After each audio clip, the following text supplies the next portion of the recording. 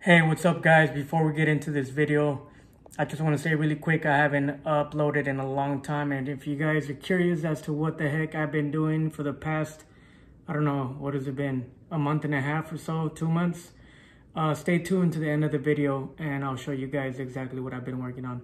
But other than that, let's get into it.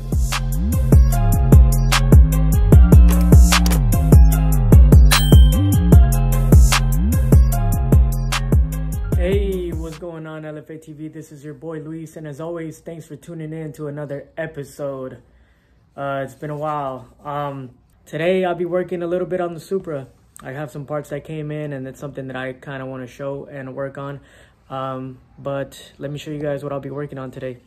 So we're back in the hatch of the Supra, and this is something that I'll be working on today. As you guys can remember, last time I had set off, I had relocated my battery to the rear, and it was just basic ground and basic, 12 volt or the hot wire for the battery. But obviously with the build getting a lot more progressive, there's some safety features that I want to add or just do things quote unquote correctly. Oh, I'm missing something over here. But just to show you guys some of the quick little stuff that I'm going to be adding. This is right here is what you call a breaker. This is a 150 amp breaker that basically is for a safety feature. These right here are 2 1/4 inch terminals, and these are to be able to connect basically my breaker. It's gonna go somewhere right here on the wheel well, I guess you could say, for the spare. And this supply for the battery needs to be cut and basically put one of these terminals, and then this side is gonna go to the battery. So that's something that's gonna be done today. So obviously the 2 1/4 inch terminals are a different size right here to be able to connect to the breaker. And then these right here, these I believe are 4 1/4 inch terminals, and these are for my ground and power supply for my ECU, for my ECU's fuse box or fuse panel. So basically any power going to my fuse, my relay board is going to be supplied via this wire right here, which is not as thick as the regular battery, but that's for these terminals right here. So these ones is basically going to be supplied right there, and that's going to be supplying all the power that I'm going to need for my necessary stuff. And this comes from EWCS, if any of you guys are wondering. No, these are not my addresses, so don't try to come find me. But yeah, moving on along, these are from Fastronic Solutions. This is basically another kind of safety feature, I guess you could say, but these are just a lot more cleanliness and to add proper terminals for my battery. On this side I can add a lot more stuff depending on what I need to add, and it also comes with 2 3/8 terminals. So the sizes that I'm reading are basically the sizes of the diameter of the hole. So these can go on right here, and that's basically where a lot of stuff will be connected. These relays right here are LED equipped, so it's a lot easier to see when something is burnt out, and you don't have to kind of hunt around for what the problem is or what the issue is. And these are from online LED store. Got these on Amazon pretty much. I was recommended those, and that's what I got. One thing that I didn't mention, this is from Busman. This breaker is from Busman, and they also have 200 amp, depending on what your needs are. And these are just heat shrink for your powers and grounds. One thing that I had to get to, and you know, it's good to have, I might be only using it once, but this is a iWis, that's what it's called. But this is a, look at this thing is giant. But it's basically a crimper for the giant terminals, copper terminals. So obviously I want to have proper crimping, because the last thing you want is for things to come off. That's a lot of talking. All right guys, so as you can see, I have my breaker in there. I got the wire pretty much crimped, heat shrinked. And one thing, when I did this in the beginning, I wish I could have used the red the red wire instead of the black. And I just used some self-tap screws for this, and it's that ain't going nowhere. I think from the battery to the breaker, I am gonna buy red wire just to be color coded for what is what. And then I'm not sure if I am gonna keep my ground right here, but I might be moving it, maybe, who knows. But that is that. So another thing that I'm doing is I'm gonna remove the rear seats, because I got to get access to the bottom of the carpet, because I will be running 2 18 gauge trigger wires to the back, and that's all going to be ran under the carpet, and to like this area right here. The reason for there being 2 is because one is going to be for my current fuel pump, and then I'm gonna have a second one just in case in the future I want to add a double pump, to have a double pump setup that's already routed and ready to go, so I wouldn't have to remove anything in the future. So yeah. And for those of you wondering how I relocated my battery to the rear, 2 gauge wire all the way from the front, from the firewall down the center, under the carpet, to the rear, under the seat, and it's in the back. So yeah. All right guys, so I also mounted my relay for my fuel pump here. As you guys can see, I mounted it right here. He also advised me that the relay gets new wiring, just because this wire that comes with the relay pigtail is kind of, you know, it's not good for what the pump is going to be pulling and stuff like that. So I am going to go ahead and order new wiring for these 14 gauge, I believe. So we're going to switch it up to 10 gauge, which is going to match the ones that come with the fuel pump.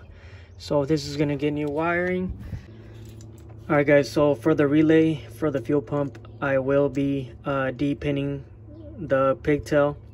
I will be adding my own wire, just because this is not as thick for what the fuel pump is going to be pulling up. So I ordered my own 10 gauge ground and 12 volt supplies, and I also will be de-pinning the rest, like the aux input for the ECU and the ground, and I will be adding my own ground to that. So let's get started. As far as de-pinning this, is pretty simple. You just get something sharp enough to go in here. There's a little tab that you push up, and then you pull, and they come out. It's being held by a little tab right there, so you just got to bend that out the way. You do the rest.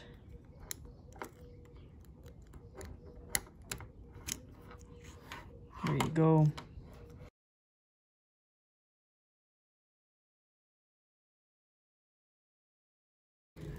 Now I did have to get pins for these, so I could install new ones to my wires. And basically I got these from ProWire USA. This is a part number if you guys ever need it, right here.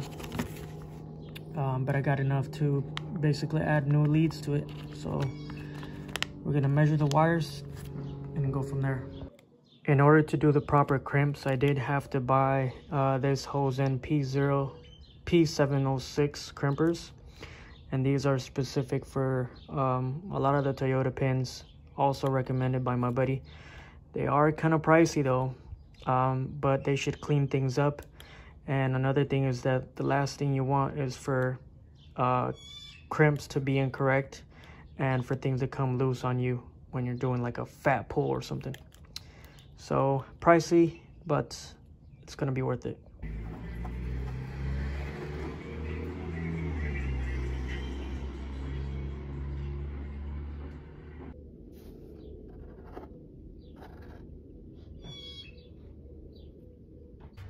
All right guys, there's both of my 12-volt leads to the battery.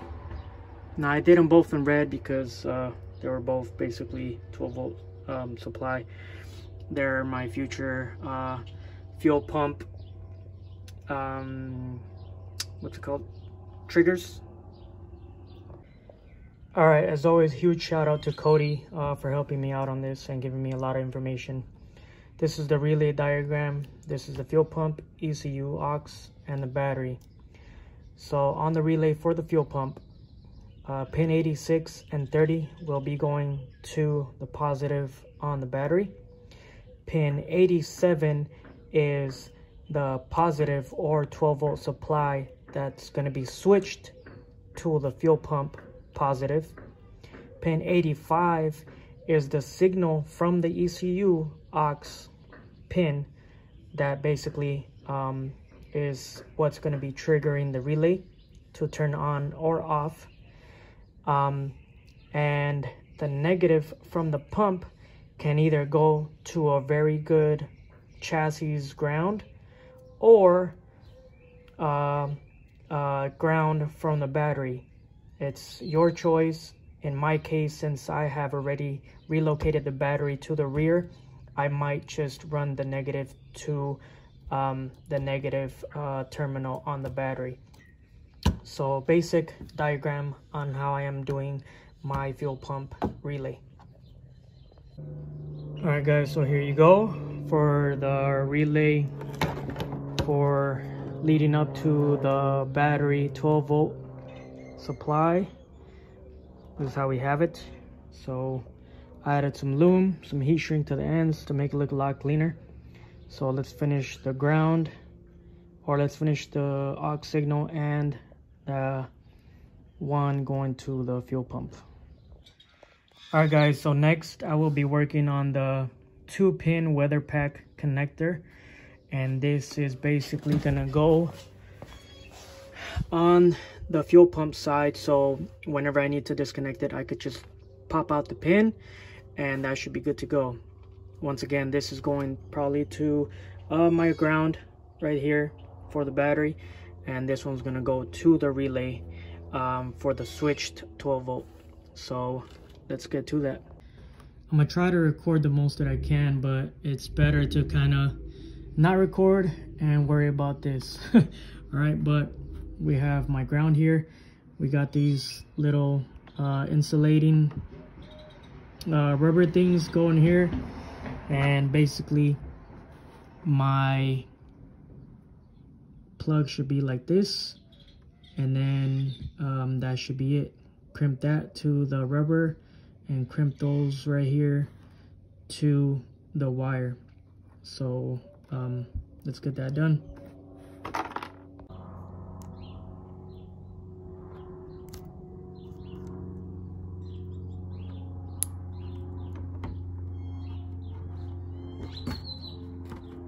There you have it.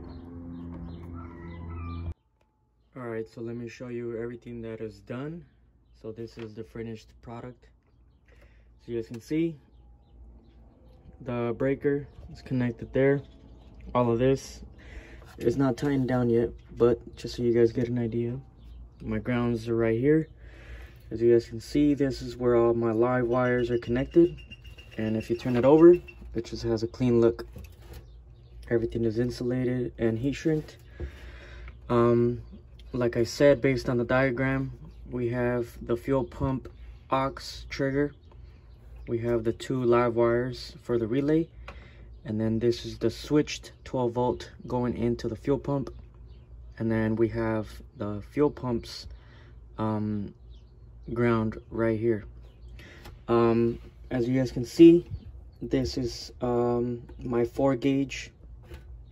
This is my 4 gauge live wire that's going to my relay board under the dash, and it is also put together with my switched, both of my switched aux triggers for the fuel pump. Now I have both of them. Like I said, in the future, if I ever want to add a second pump, it's there and I don't have to worry about it. But I actually ended up running that on the side instead. So it goes down to the side, under here, under the carpet, and then it comes up right here. And then I have my leads connected right here. As you guys can see, this is my second aux trigger for the fuel pump, but my main one is right there. And this is gonna be connected to the relay side onto my relay board. So this is gonna go under the dash, and it's gonna be all set up and done. As you guys can see, I don't longer have my harness in here because I have everything out. I'm gonna make this a lot cleaner and make it everything cut to length, so I don't have too many more stuff to wire and route. So we are on that end.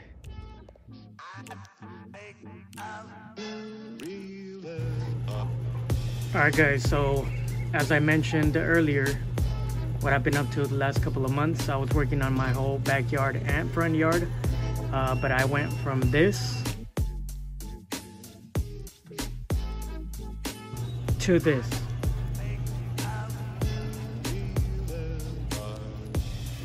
So my grass is still growing right here, but I threw seed here, and as you guys can see, I basically with the help of my cousin, he did the work, but we installed pavers in my whole backyard. Buster's over here loving it because he could just run like crazy now. I went ahead and installed shade cells on the backyard as well, added some lighting to the back. I planted a second tree over there. It's a lemon tree. I still have this orange tree here, but yeah, there's some lighting that we did in the backyard as well.